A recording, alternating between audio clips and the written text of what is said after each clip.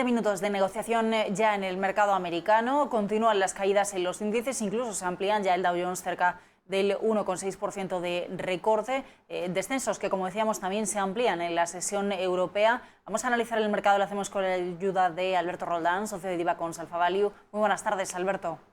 Hola, buenas tardes. Bueno, queríamos preguntarte primero por esa apertura, ¿no?, de la sesión en Estados Unidos. Vemos ese hueco bajista desde el primer compás de negociación. Una semana en la que también seguimos vigilando, por ejemplo, qué sucede con el Treasury, con esos niveles, ¿no?, que hemos visto en las últimas horas.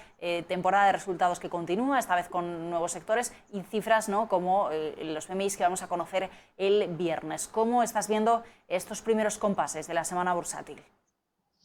Bueno, pues en línea con lo que estamos viendo a nivel global, bolsas asiáticas, luego bolsas europeas, pues las americanas ya venían anticipando con los futuros esa apertura negativa, que tiene mucho que ver pues, con todo lo que estamos viendo en las últimas semanas, ¿no? Sobre todo en relación a la evolución de la deuda, que es ahora mismo un poco el eje troncal a la hora de entender un poco qué está pasando en los mercados. De un lado tenemos que la renta fija no se está comportando de acorde a lo que debería ocurrir si tenemos en cuenta que la Fed ha dejado claro y muy específicamente marcado que va a haber subida de tipos de interés, que no hay marcha atrás en la subida de tipos, que el mercado puede especular si es finales del año que viene, principio de 2023, pero lo lógico sería pensar que las tires de la deuda reflejaran esa evolución. Y sin embargo ha ocurrido exactamente lo contrario. Desde hace un mes hemos visto un movimiento muy agresivo del Treasury americano, hoy en niveles de 1,20, 1,21, que marcan pues, una caída ya muy pronunciada.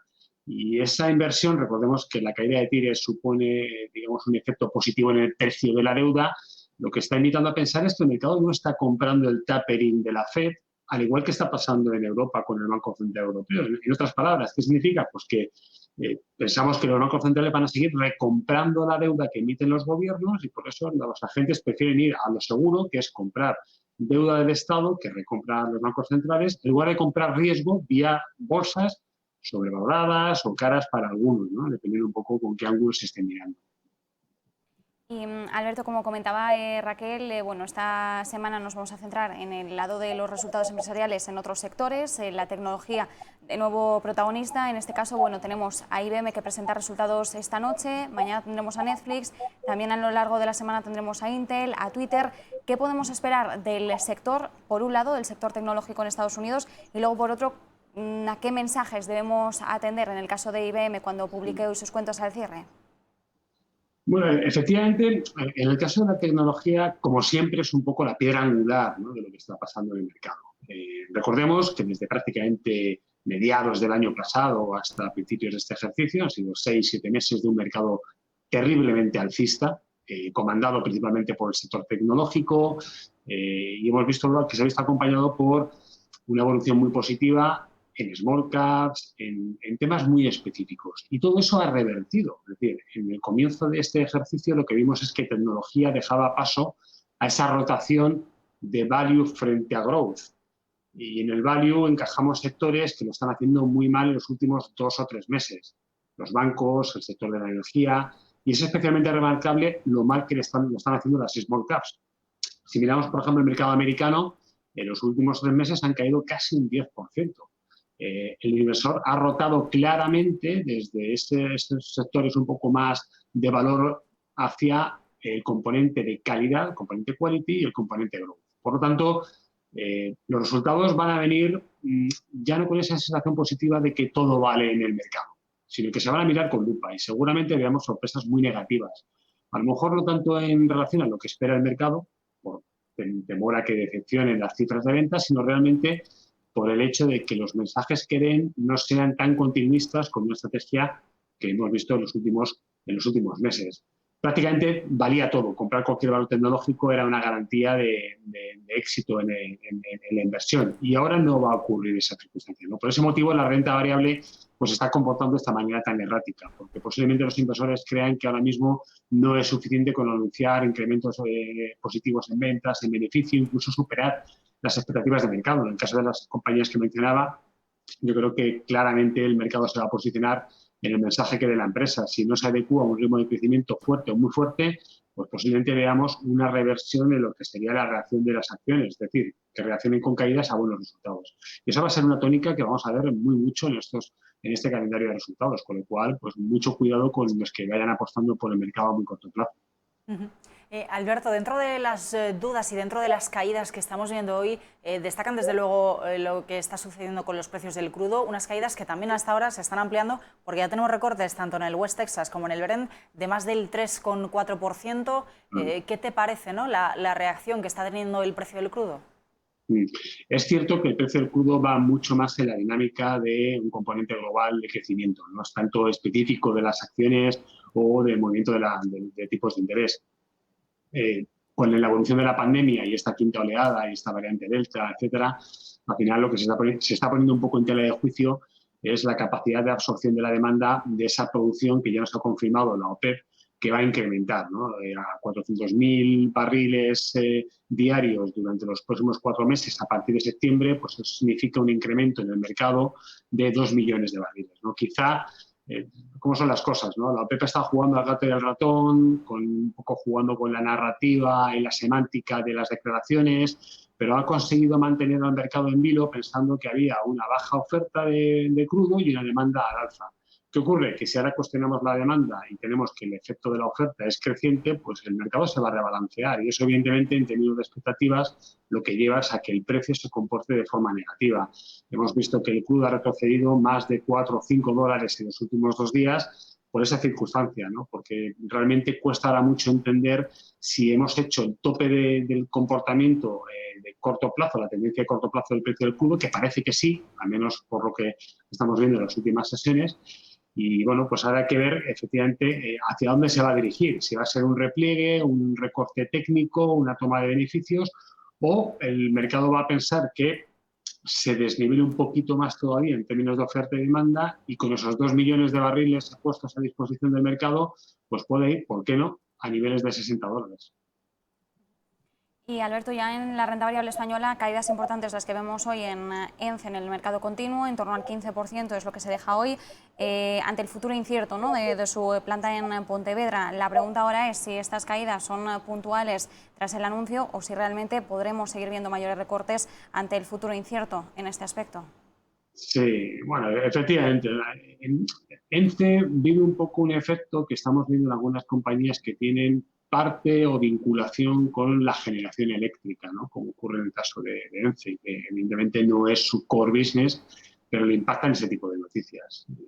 Bueno, yo creo que los valores pequeños y medianos es lo que comentaba al principio, con otra escala y otro tamaño en el mercado español con relación a Estados Unidos, pues estamos viendo algo muy parecido. Ahora mismo el inversor parece que le cuesta tomar posiciones de riesgo. Y si lo hace, no tiene mucho sentido que lo haga en compañías pequeñas, ¿no?, donde el efecto de la liquidez, de las noticias, efectos puntuales, pueda provocar una alteración del escenario de precios. A mí personalmente y en Alfa Value creemos que realmente hay que tener muy puesto el componente tanto de quality como de fundamentales en equilibrio, pero las empresas en las que no percibimos o un componente de calidad o un componente de muy buenos fundamentales, pues ocurre lo que pasa con el, ¿no?, que la reacción de mercado o del inversor en este caso es de mucha volatilidad, porque poca salida de dinero provoca un efecto de variación en el precio muy importante.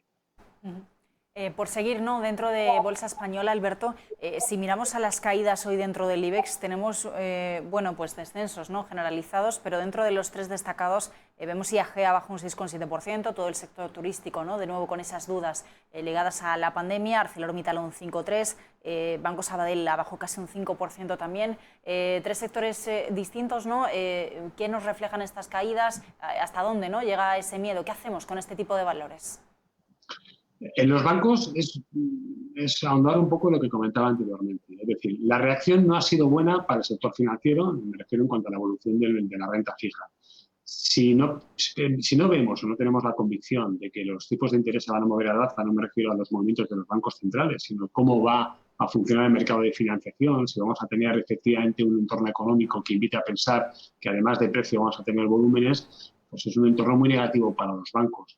Y lo que está pasando en Estados Unidos se ha trasladado rápidamente a Europa. No hay certeza ni convicción de que el mercado financiero, los bancos europeos, en este entorno de tipos capados, donde estamos viendo incluso por momentos aplanamiento de la curva, pues vayan a hacerlo bien, ¿no? No hay una percepción clara de que esto vaya a funcionar. Y además tiene un efecto de cola, porque para trimestres subsiguientes ya el mercado no va a comprar lo que nos vayan a publicar resultados. Por ejemplo, Bankinter publica este jueves, ya el mercado va a estar centrado en lo que ocurre en el segundo semestre, no lo que ha pasado en el segundo trimestre, ¿no? Por lo tanto, yo creo que en los bancos hay más riesgo de perder que de ganar, claramente. En el sector del turismo, pues en la medida que tenemos a la pandemia otra vez aflorando y con restricciones y con, digamos, un efecto de unos países liberando y otros países frenando, es muy complicado también tener visibilidad. Y a gesto apenas el 50% de capacidad. Con esta visión, ahora mismo a corto plazo, pues es complicado y difícil que lo pueda hacer bien, ¿no? Por lo tanto, la bolsa española está muy centrada en sectores que son sensibles a noticias ahora mismo en cuanto a tipos de interés, turismo, etcétera, y eso pues está provocando que veamos que la bolsa española se queda otra vez muy rezagada y muy lejos del resto de bolsas europeas. Y Alberto, otra cuestión, esta semana vamos a estar pendientes de esa reunión de política monetaria del Banco Central Europeo el jueves, ya no solo los resultados de Bankinter, a los que también miraremos con mucha atención, como bien mencionabas. ¿Qué podemos esperar de los mensajes que desglose Christine Lagarde, sobre todo teniendo en cuenta que hace apenas 2 semanas el Banco Central Europeo anunciaba ese cambio en su estrategia, un cambio que no se producía desde el año 2003 al revisar ese objetivo de inflación, situándolo ya en el 2% e incluso eventualmente por encima de ese nivel? Esperábamos que fuera una reunión bastante tranquila, hasta ya la de la vuelta de verano en septiembre. Sin embargo, sí que después de esa revisión vamos a estar muy pendientes por si de alguna forma alguno de los mensajes pues consigue mover un poquito los mercados. Sí, la sensación que hay es que los mercados, los bancos centrales se están yendo un poco por detrás de los mercados, ¿no? De un lado, el caso de la FED es muy evidente, intentan no disturbar a los inversores, es decir, no generar un mensaje conflictivo que pueda provocar un efecto cascada y dominó con la caída de precios de los activos de riesgo.